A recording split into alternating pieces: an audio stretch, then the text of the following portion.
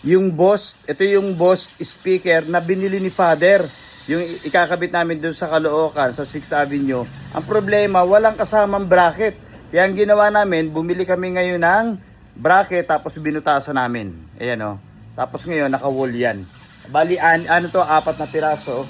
Ngayon, ayan, ginagamit ni Kuya Ramon yung gato.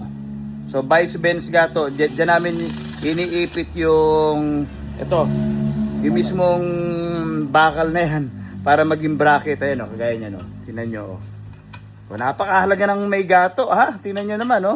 Para yung mga DIY natin, yung mga ginagamit natin, yung mga nire-repair natin, lalo na yung mga bakal-bakal, pwede ninyong gamitin niya kaya gaya niya no. Heavy duty yan no.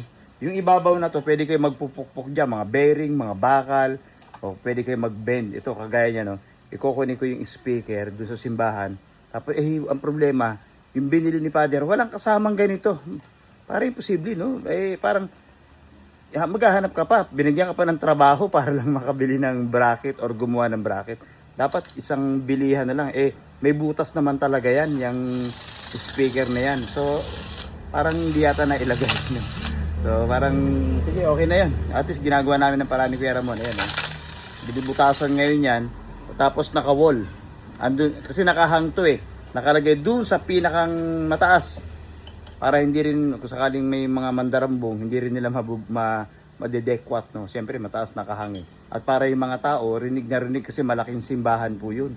So, ito yung mga pang-monitor doon para marinig, no? So, ganyan lang po.